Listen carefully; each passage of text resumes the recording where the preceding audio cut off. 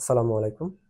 গণপ্রজাতন্ত্রী বাংলাদেশ সরকারের customs, excise ও VAT commissionerate Rangpur বিভাগ থেকে গত ২৯শে এপ্রিল ২০২৫ এক্ষেত্রে শুধু রংপুর বিভাগের মানুষজনই আবেদন করতে পারবেন। রংপুরের যে ৮টি জেলা রয়েছে অর্থাৎ কুড়িগ্রাম, গাইবান্ধা, ঠাকুরগাঁও, দিনাজপুর, নীলফামারী, পঞ্চগড়, রংপুর ও লালমনিরহাট এই সকল জেলার স্থায়ী বাসিন্দাগণ আবেদন করতে পারবেন। চলুন আবেদনপত্রের পদগুলো এবং যোগ্যতা সম্পর্কে জেনে নেওয়া যাক।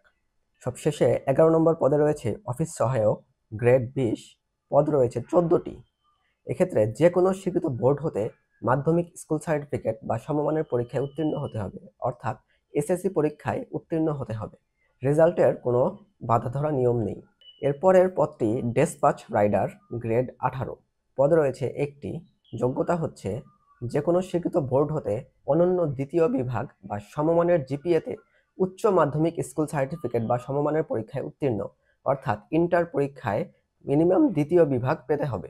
মোটরসাইকেল চালনায় বাংলাদেশ সড়ক পরিবহন কর্তৃপক্ষ কর্তৃক প্রদত্ত বৈধ লাইসেন্সধারী হতে হবে এবং কম্পিউটার ব্যবহারে দক্ষতা প্রয়োজন হবে।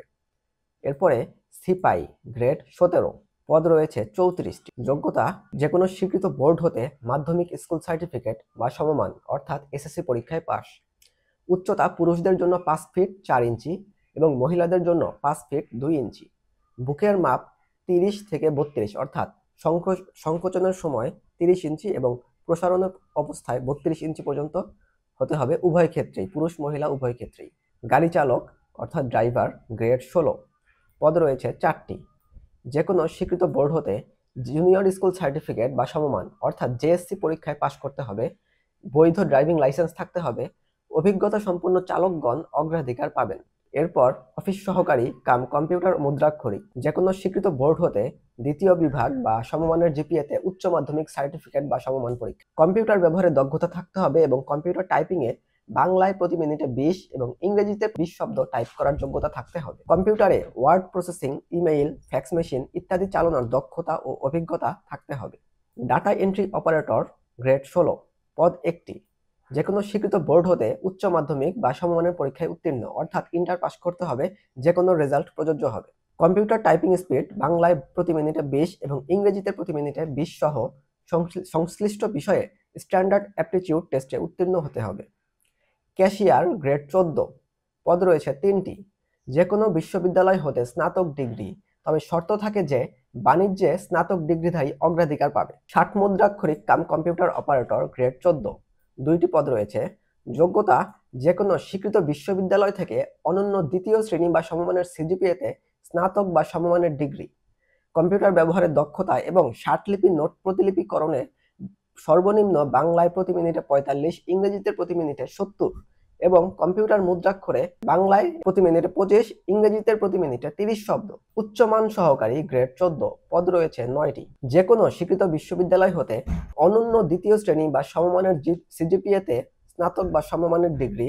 কম্পিউটার ব্যবহারের দক্ষতা এবং টাইপিং স্পিডে প্রতি মিনিটে বাংলায় ২৫ এবং ইংরেজিতে ৩০ শব্দ। ষাটলিপিকার কাম কম্পিউটার অপারেটর, গ্রেড ১৩, পদ রয়েছে একটি।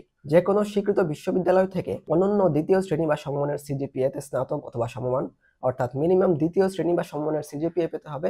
কম্পিউটার ব্যবহারে দক্ষতা থাকতে হবে। ষাটলিপি নোট প্রতিলিপিকরণে বাংলায় প্রতি মিনিটে ৫০ এবং ইংরেজিতে প্রতি মিনিটে ৮০ শব্দ জানতে হবে।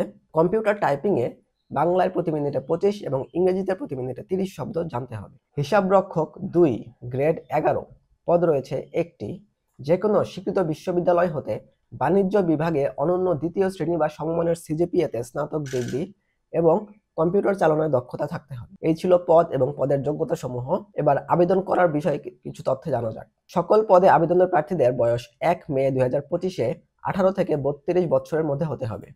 তবে বিভাগীয় প্রার্থীর ক্ষেত্রে উচ্চমান সহকারী, ৬০ মুদ্রাক্ষরিক কাম কম্পিউটার অপারেটর এবং অফিস সহকারী কাম কম্পিউটার মুদ্রাক্ষরিক পদের ক্ষেত্রে বয়সসীমা ৪০ বছর পর্যন্ত শিথিলযোগ্য। আবেদনপত্র টেলিটকের ওয়েবসাইটে গিয়ে পূরণ করতে হবে।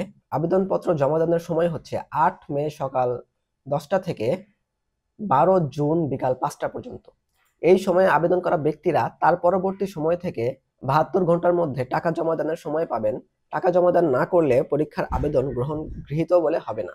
আবেদনপত্রের টাকার পরিমাণ হচ্ছে ১ নং আবেদনের জন্য 168 টাকা, 2 থেকে 8 নং ক্রমিক পদের আবেদনের জন্য 112 টাকা এবং 9 থেকে 11 নং আবেদনের জন্য 56 টাকা প্রদান করতে হবে।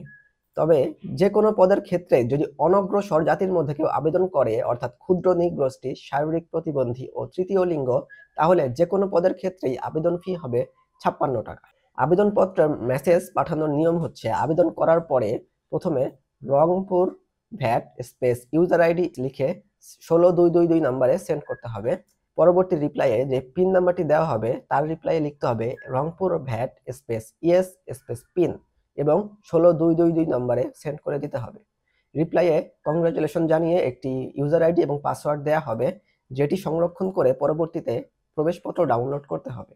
এই ছিল আজকের নিয়োগ বিজ্ঞপ্তি সম্পর্কে বিস্তারিত তথ্য। কারো কিছু জানার থাকলে কমেন্ট বক্সে প্রশ্ন করবেন। ধন্যবাদ সবাইকে। আসসালামু আলাইকুম।